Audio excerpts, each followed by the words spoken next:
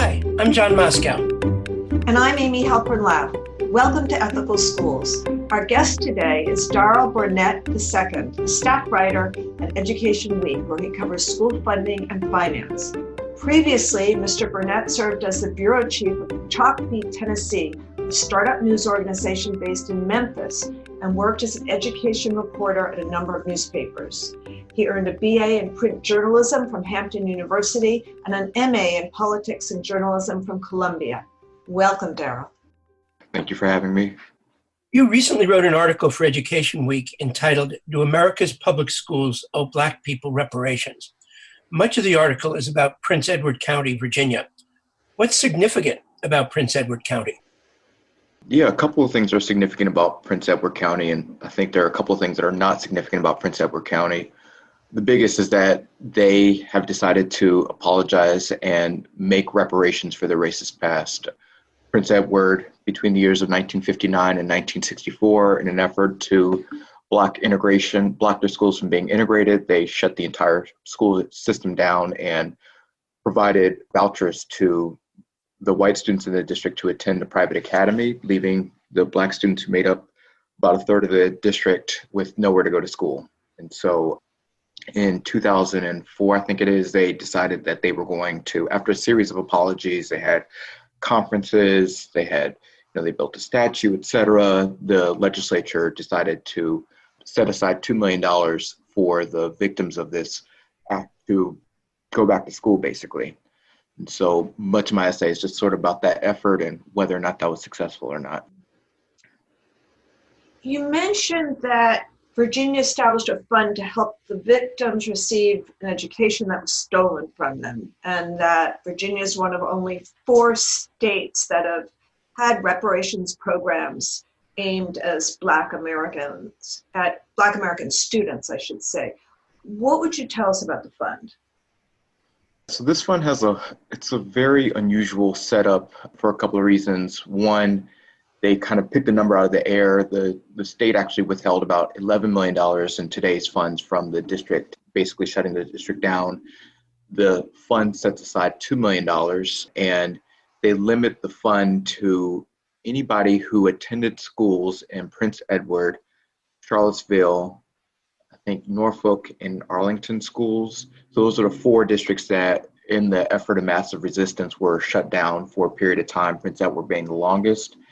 But the victims had to still live in Virginia, and if anybody's aware of the mass migration north, very few of the victims still lived in Virginia, and they had to be students at the time. So they had to be between the ages of 5 and 18 between 1959 and 1964. And so effectively they were telling people who were 6 years and older in 2004 that now they had an opportunity to go and get their high school diploma or college degree.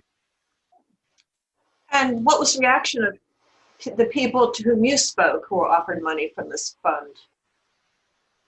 It was mixed. I think going in, when reading about this district on paper, I was kind of like, oh, this is really fascinating. It's almost like the promised land of reconciliation and reparations that, as much as we talk about maybe one day Black people will be able to see reparations, this district has actually gone through it. They had all these apologies. They had these ceremonies in which they lit candles, and the white residents apologized to the Black residents, and people were crying. And they have this in Richmond at the Capitol. They have a statue that's dedicated to some of the student activists at the time. So going in, I thought that these people would just be kind of head over heels and thinking, reparations and reconciliation is the best thing on earth. And what I found was a very different story. One, I was shocked at how poor these residents were. Very, very poor. I mean, I've been to about 45 states in America. I've traveled the world. I've been to Africa. Lived in Turkey for a while as a kid. And it is some of the most intense poverty that I have seen with my own 2 eyes, right down the street in rural Virginia. And so they described in detail sort of how their lives kind of took a turn for the worse after the school system shut down. I mean, one of the women had dropped out of high school. She got pregnant at the age of 17. One of them never learned how to read and write. Their careers were basically derailed. Their K-12 trajectory was derailed, and their careers were derailed. And I think that they were sort of like cynical about this idea that, 50 years later, you get this apology, which, technically, as they described it, they were like, they don't even use the word sorry. They say, with sorrow, with regret. They don't actually use the actual language. And as guilty as they feel, it doesn't undo this, this life. I mean, one of the guys that I talked to was bankrupt. He was addicted to drugs. And so they were just like, what does this do for me? And a lot of them actually tried, some of them actually went back and got degrees, but then they were close to retirement. And I think the other thing that I was really shocked by, which is the more contemporary debate about what's happening with this fund, is their kids and their grandkids now also struggle with school. And so they were like, I have a kid, I have a grandchild who actually needs that money, and I can't actually pass that on to them.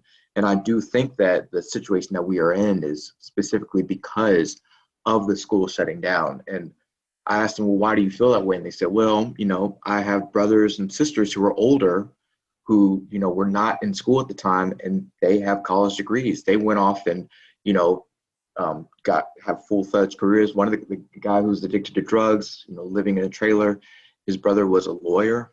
So, you have like these stark trajectories of these families, cousins who had very different paths in their lives, because one was this age when the schools were shut down, and one was older when, was not as drastically impacted by that. And so there was just a lot of cynicism that really kind of blew me away, but then also just a lot of frustration about the way the scholarship fund was set up. Are there useful lessons from the other three reparations programs you referred to and from the campaigns to get them? I think the lessons really, I think that the process that Prince Edward went through, this concept of apologizing and then reconciliation, there was no question in that district as to why their school system is in the condition that it is in today. They knew, because there's a whole museum in the district that memorializes exactly what's happened. And so as far as understanding, everybody in the county having a common understanding of what they went through, the trauma that they experienced, I think that process, as one of the victims has described, like restored a sense of dignity. And it's almost like, the Black people aren't really crazy. They're not making this up. So I do think that in Tulsa and Rosewood in Florida, those two efforts very similar in the sense that there is a reconciliation, there is an acknowledgement of this is what happened and this is how we suffered from that. But then what I also think that it shows is that reparations, especially for K-12, gets really complicated, because how do you put a price tag to something, to losing, so many years out of your childhood? And what I mentioned in my first answer about the fact that there are some things that are common, there are some things that are unusual about Prince Edward, and there are some things that are not unusual about Prince Edward. And a lot of the tactics that were used in Prince Edward, as far as not building a high school for the Black students, or building a separate and unequal system in which, Black kids were put in these sort of awful conditions in which, going to school was either a health hazard or just impossible to actually get there because it's not in a convenient location. That was done across the country.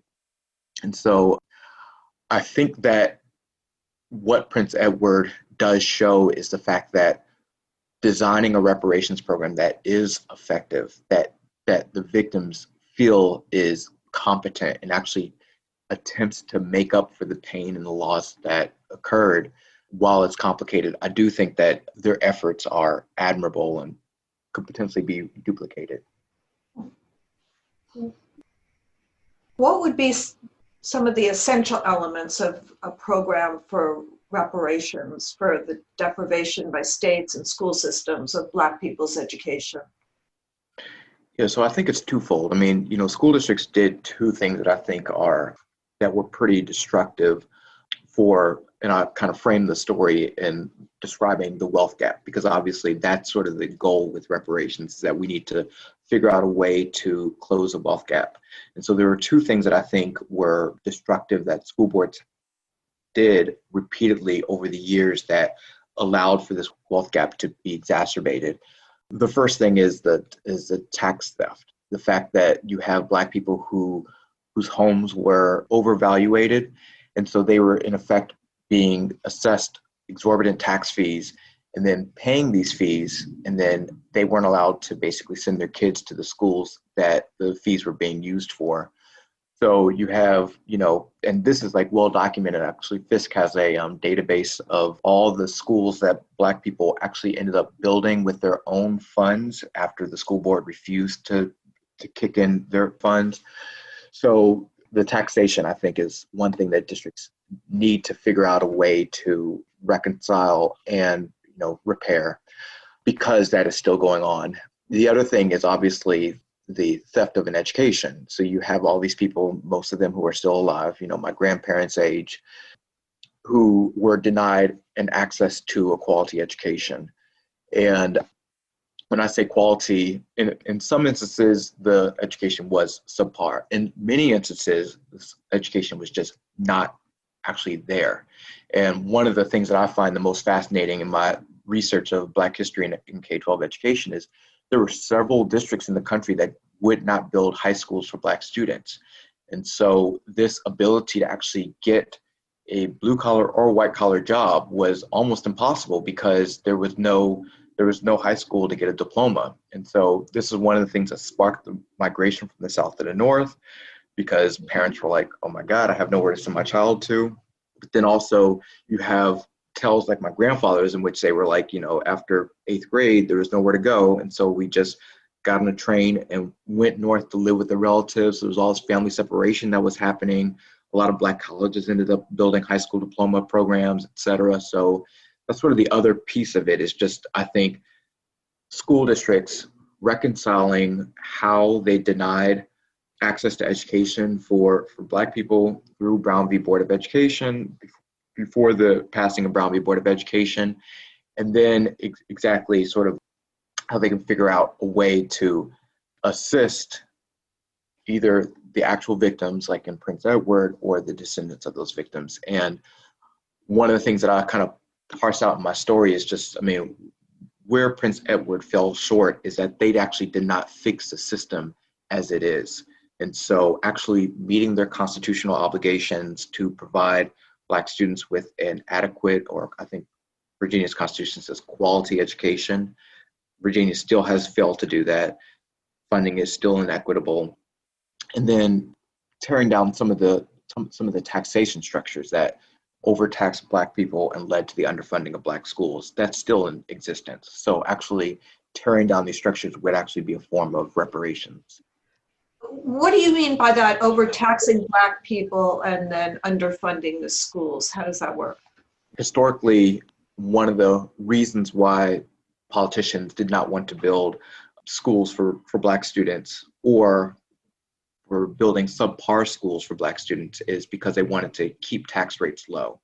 And one of the ways that white politicians were getting elected was they could sell the concept of keeping tax rates low. And so one of the things that they did was, this is pretty well documented in the Color of Law book, where they went around and they basically overassessed Black homes. And so you basically, if you lived in a Black neighborhood, your tax rate would be 40 to 60% higher than it would be in a white neighborhood.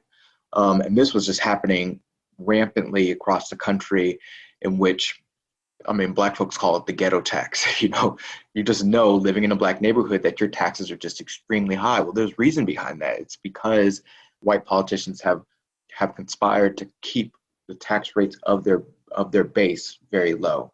And so the continuation of that, or what I've written about in recent years, is just the fact that because Black residents still live in these segregated neighborhoods, you have to, it's almost like squeezing a lemon. It's like trying to figure out exactly how to provide enough funding from the property tax, which from the property there, to get enough funding to the school districts. And so you have school boards across the country who are still over-assessing Black homes or instituting extremely high tax rates in Black neighborhoods.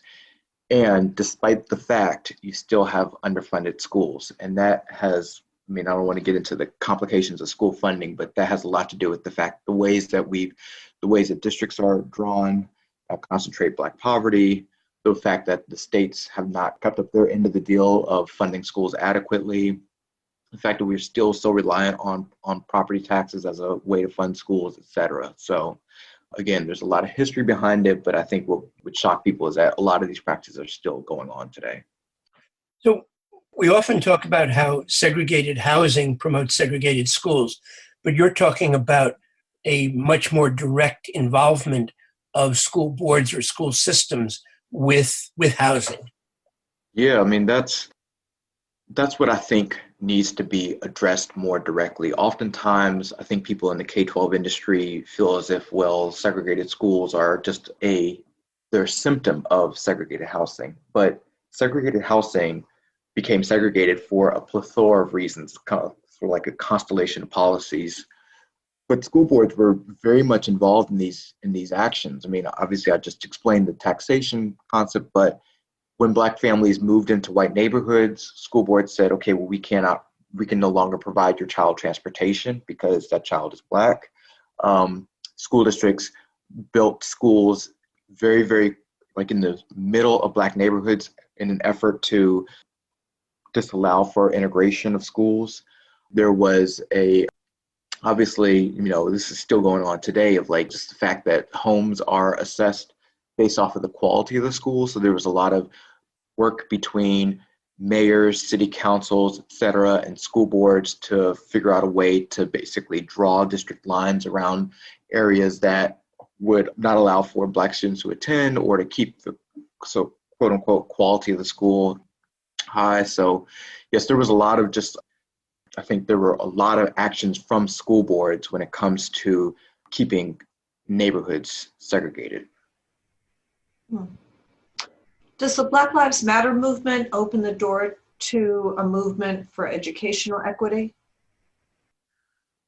I think that the Black Lives Matter movement has awakened a lot of people in America to America's racist past and our present.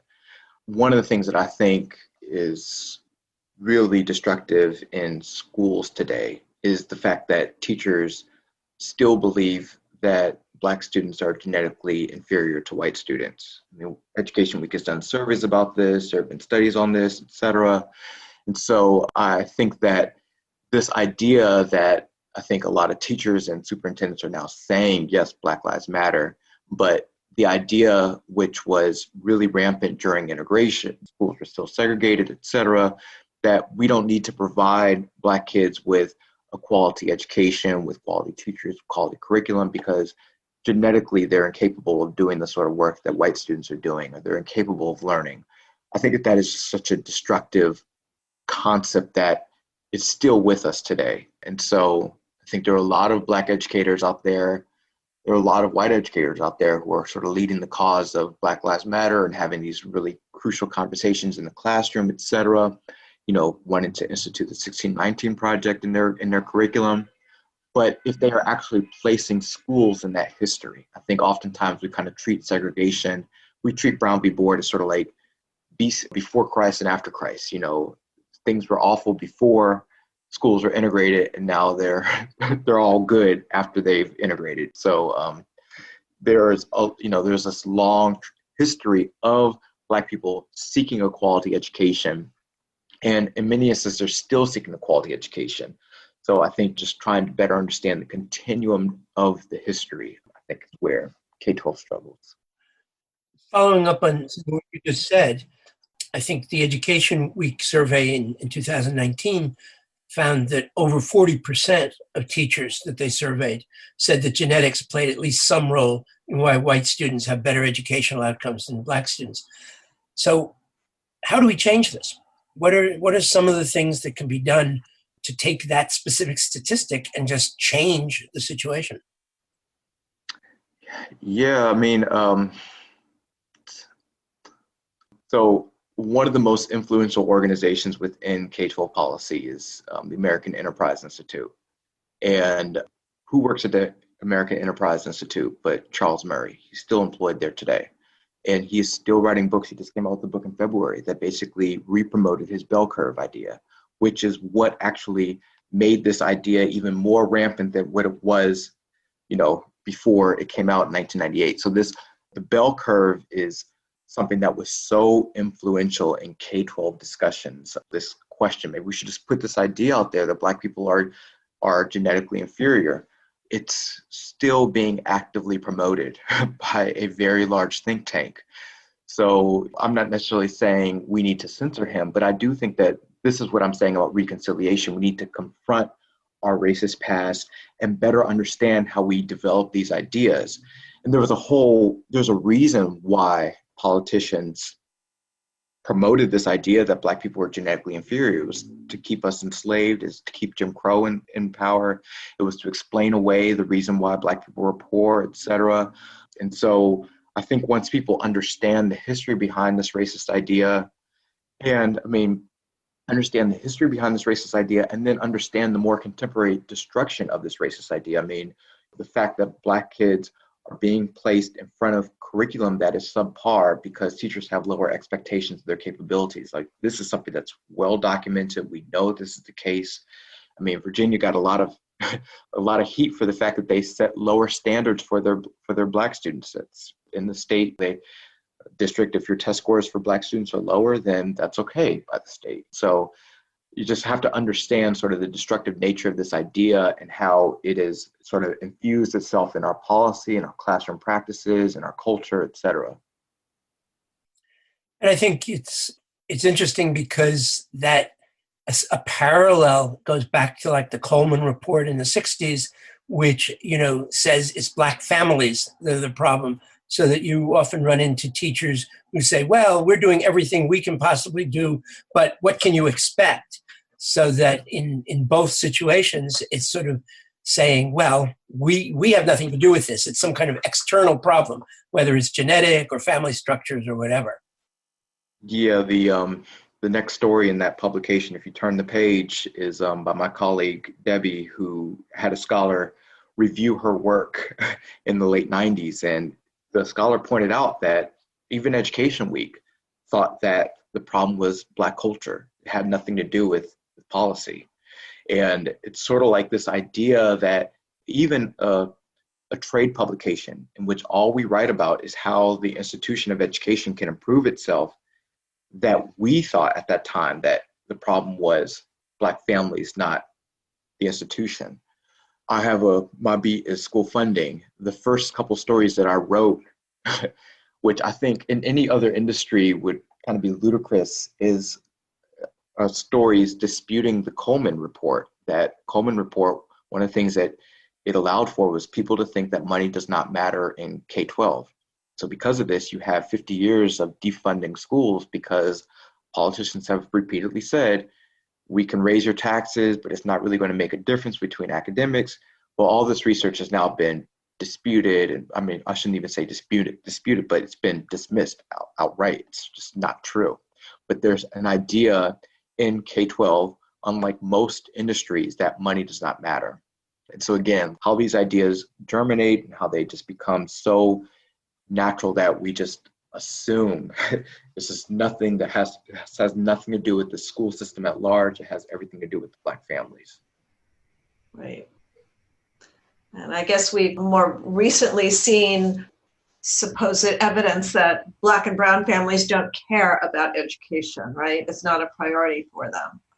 Yeah, that's why I led my story with this idea that Black people actually established public schools in the South. It was their political demand. It wasn't white people's political demand. It was Black people's political demand. So you have this history of Black people striving to get an education. We just had a scholar present to Education Week, and he's like, his presentation was all about how Black people would build schools all through the 1900s to the 1970s, and they would be repeatedly burned down. And Black people would raise the funds, they called them Rosenwald days, in which they would go out and they would raise the money to build another school. They would construct the school again, and it would be burned down by the KKK. So you have all this evidence, this historical evidence of Black people, Black families actually wanting an education, knowing that that is a path to freedom, to wealth, to respect, and that being denied by local, state, and federal politicians. So again, we just have our history is just warped. And a lot of that was in Reconstruction as well, that was one of the major times that Black schools were burned down. Yeah. Public schools. Yeah, so he has a report coming out in the Civil War Journal about the Reconstruction era, but then he's done research that brings that forward all the way through the 1960s, that schools were repeatedly, I mean, Rosenwald, if you read books on Rosenwald schools, a lot of those schools were burned down. The 1920s, 30s, 40s.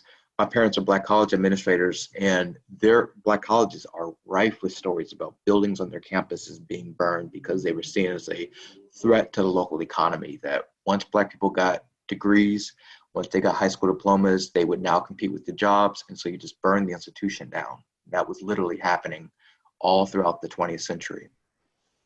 Yeah. You've written that children of Black military families do significantly better academically on average than their Black peers, and almost as well as their white peers. Why do you think this is?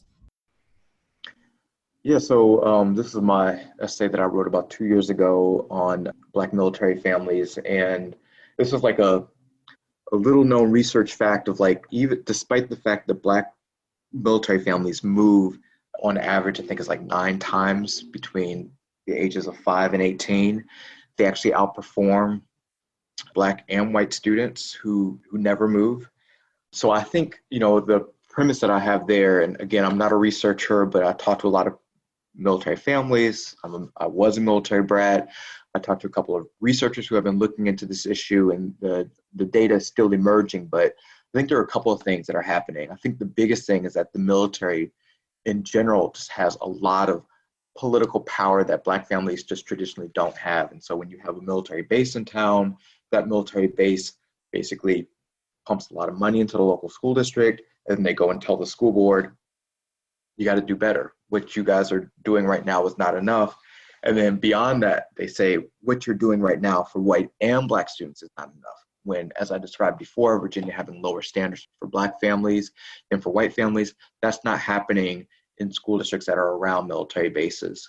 This is, again, like my working theory, but I also think that Black students who move frequently are not caught up in tracking, which is something that's really rampant in a lot of majority Black school districts, in which a teacher says, well, this student has, EBD. I mean, I had several teachers who have told me that I had EBD, but by the time that they actually were able to, emotional behavior disturbance, right? So they would say, well, this kid is acting out in class because of a medical condition.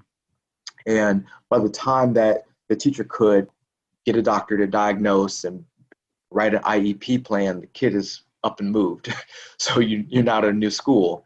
And so it's almost like, I think I described it in that essay, as sort of like dodging a lot of the discrimination that goes on in schools.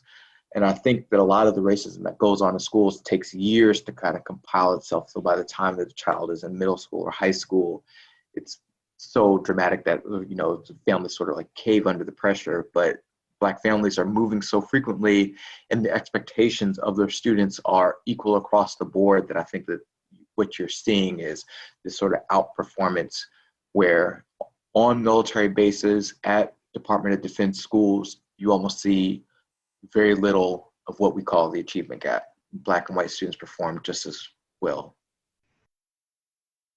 Could you give some examples of where the command and military bases has successfully intervened to improve the schools serving military children? Yeah, so for that story, I actually talked to a district in Missouri, and I've written about districts since then, but the one in Missouri, it was a rural school district that I think they built a base there in the 1970s that was going to fly planes. And so all of a sudden you have this rural, mostly white district, and now all of a sudden you have all these Black and Latino kids that are coming into the district. And the district was not a high flying performer at all, but the military, once a military base is built, there's all this grant money that comes with it. And the military general sometimes sits actually in that district. The military actually had designee on the school board. And then the superintendent built this relationship with the military base to understand when a new troop was going to come into town, when a new troop was going to be deported, et cetera. And then the district actually set up all these wraparound services. So they kind of went above and beyond to deal with mobility that traditional school districts do. So they had counselors, they had all this testing to figure out where a student belonged, if they needed to be in an AP class, or if they had special needs, et cetera. And so you have like this infrastructure to deal with a heavily mobile student population. And then you also had all this grant money from the military that encouraged teacher quality, teacher stability, et cetera, that you don't see in a lot of other rural districts.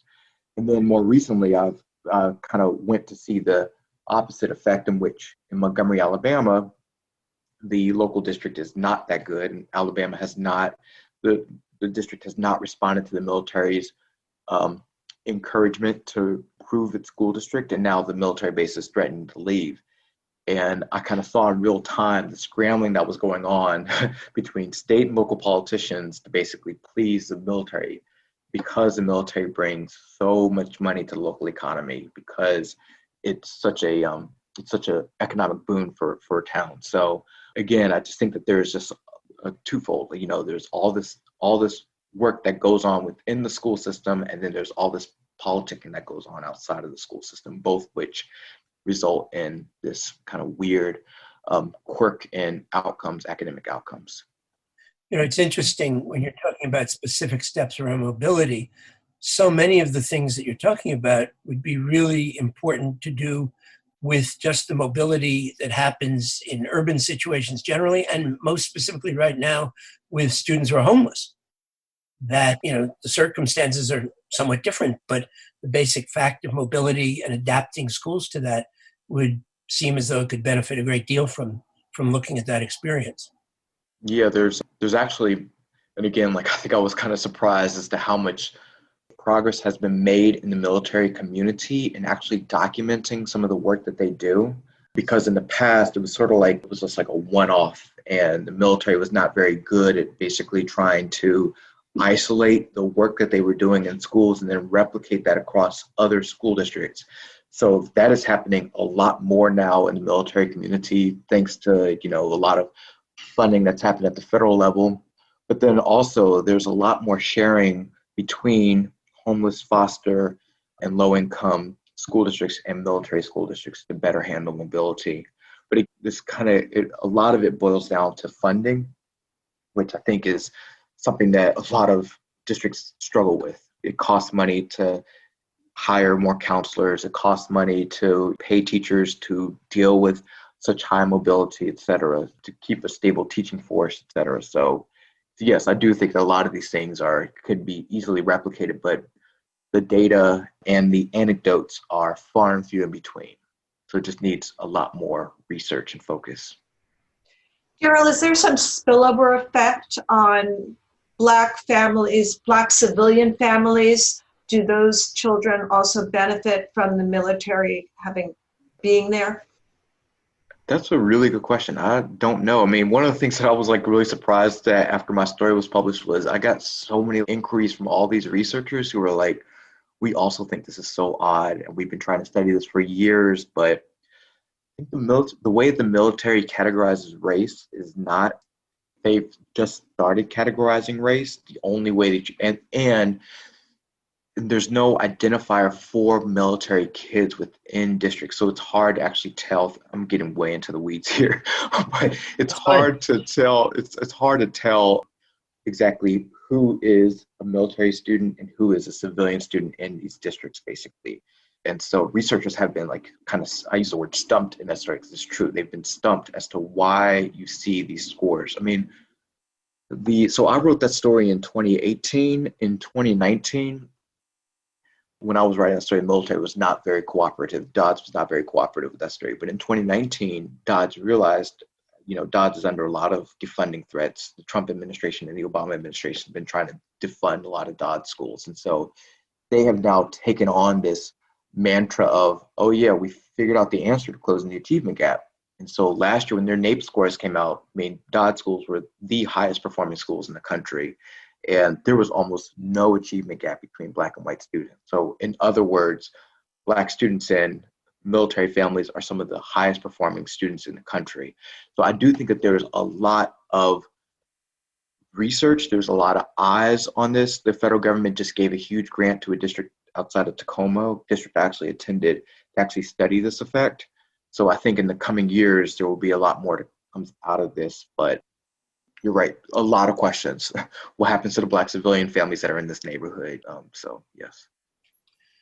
You said that integration has blinded us to the other ways schools have harmed Black kids, and that integration, and you mentioned Brown versus Board, is treated as the end of the story without attention to what happens after integration. Could you talk a little bit more about that? I think because busing was so politically chaotic and so traumatizing. I mean, I've seen my father cry twice in my entire life. Once when my dog died, and then the second time was when we were doing a tour of Little Rock Museum.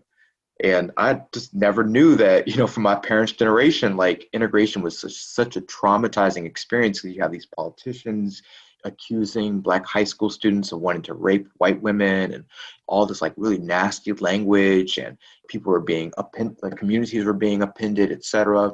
And so I think a lot of Black history is focused on the integration wars. And I don't doubt that that was a very pivotal moment to education politics. It was a pivotal moment to Black education, Black access to opportunity. I mean, I'll point out in the story, after Brown v. Board, the Black high school graduation rate declined by 40%.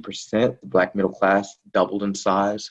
It was a monumental feat. But you have to remember that the people who filed the lawsuit for Brown v. Board, one of them being in Prince Edward County, was a student in Prince Edward County. What they were asking for was better quality schools. They were not asking necessarily for integrated schools. They were asking for quality schools. And you had the fallout from Brown v. Board, which oftentimes schools were resegregated. In some instances, many instances actually, I've actually mentioned this in the story, one of the things that I feel as if school districts need to repair the harm done was there were Black teachers who were fired en masse. My grandmother was a principal of a middle school, and she lost her job when the schools were integrated because they didn't want white teachers and principals to lose their jobs. So you have this devastating economic act from school districts in which they were laying Black people off, left and right. And then you had the discipline. I mean, the 1970s and 1980s, school districts instituted some of the harshest discipline practices, that we have. And we're still living with the effects of that. The fact that teachers just automatically think that Black students are a discipline problem. They call the police, etc. I think that is sort of like had like this reverberating effect in which now you see like these Black kids who are being suspended and expelled at disproportionate rates. You have these videos of, kids being beaten up by cops in schools, etc. So, you just have this continuation. And again, I also think that our hyper focus on the integration, this allows us to understand the efforts that were happening before Brown v. Board within Black communities, such as the Rosenwald schools, such as the Freedmen schools, such as the fact that Black people, established public schools in the South. All this history is like long forgotten because we are hyper focused on Brown v. Board. And I do think that the most detrimental act of school districts is just this inability or unwillingness to build high schools for Black students. Could you briefly describe what both the Rosenwald and the Freedmen schools were? Yeah, I think this is like one of the more fascinating aspects. It's inspiring. I think it's somewhat criminal, but it's also like just really fascinating. So in the, I think it started in the 1920s after the Freedmen schools were closed, 1910s, 1920s. There were Black communities who said, we want to build a school. We want access to education. And a lot of that came from the fact that a lot of these families they were sharecroppers and they couldn't read their contracts or labor contract agreements. And so there was like this want and need for an education. And so they started building these schools, and there was a Jewish philanthropist in Springfield, Illinois. He's from Julius Rosenwald. I think he made his money through Sears Roebuck. Yes, he did. And But he's from somewhere in Europe. His family's from somewhere in Europe. And I think as a kid, he had seen a lot of the riots in which Jews were persecuted in Europe. And when he came to America, he was just so kind of awestruck by how the Jim Crow system had denied Black people rights to all these things. He became really good friends with Booker T. Washington, and they basically came up with this fund in which they would basically provide startup money for Black communities to build schools. And so you have this thing in which Black families were kind of passing the hat around, raising money for schools. Sometimes the school board would kick in money, and then Rosenwald would kick in money, and then they would build these schools. If you see one of these schools, it's really fascinating because these schools are actually, oftentimes the Black families would use the Sears catalog to order construction equipment. And so these are some of the most stable facilities in the South. A lot of rural schools ended up replicating, white and Black, replicating the designs of these schools. They had big windows to bring in light because oftentimes there wasn't electricity. They had big rooms, etc.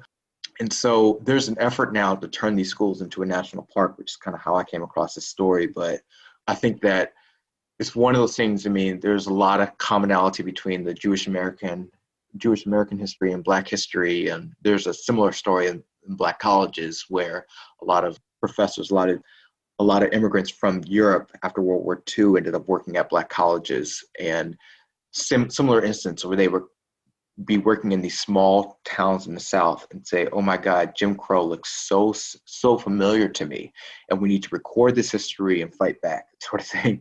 And so I just find it to be just one of the more, hidden truths of Black history.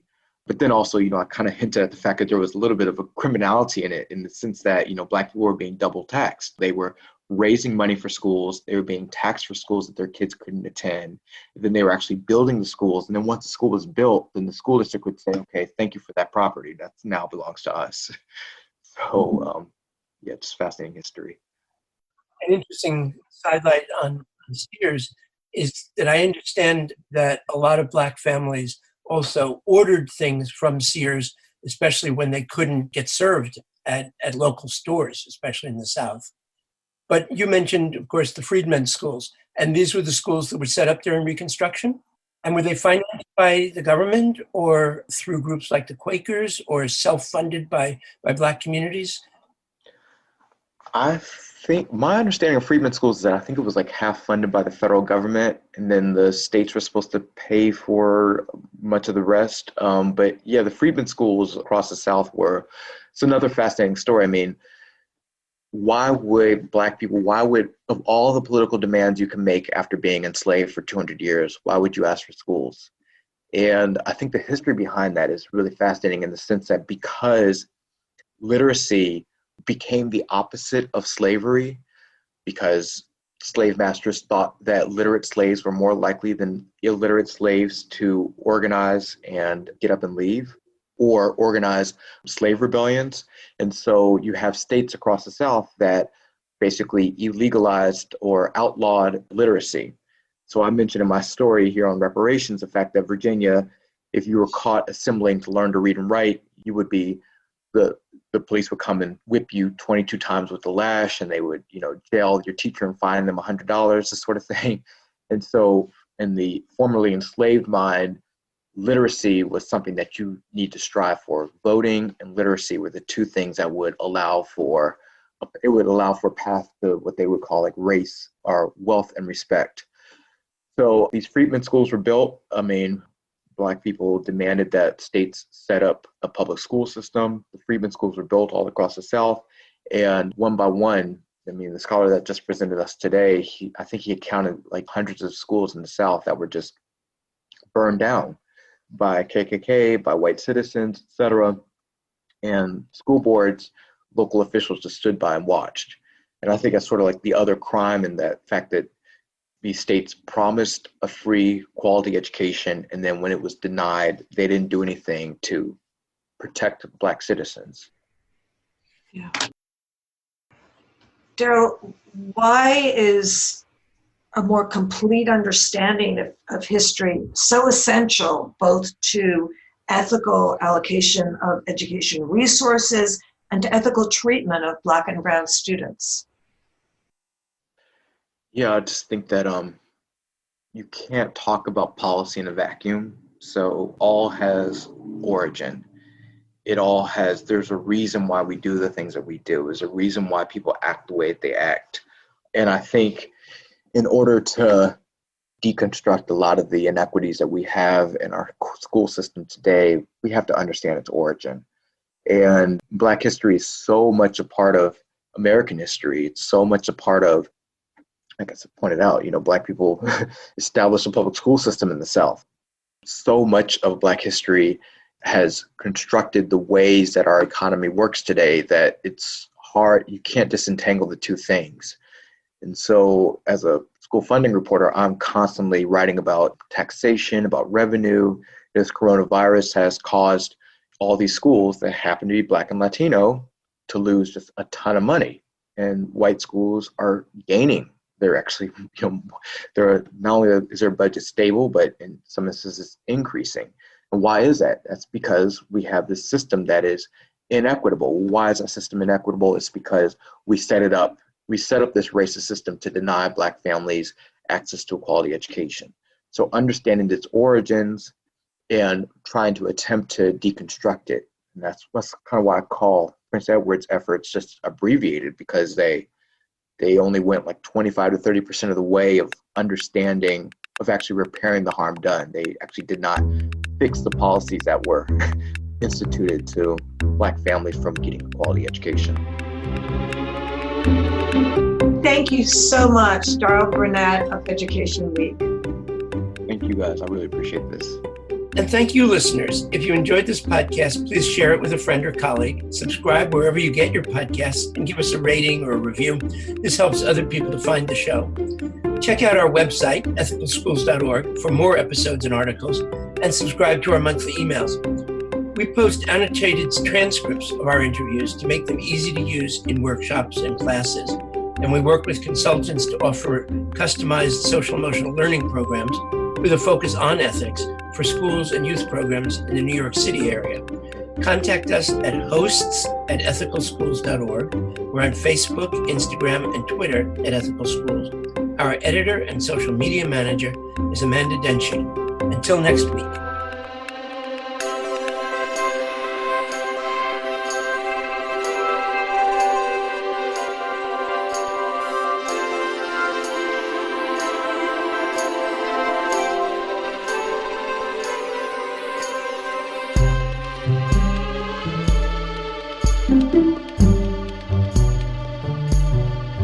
Thank you.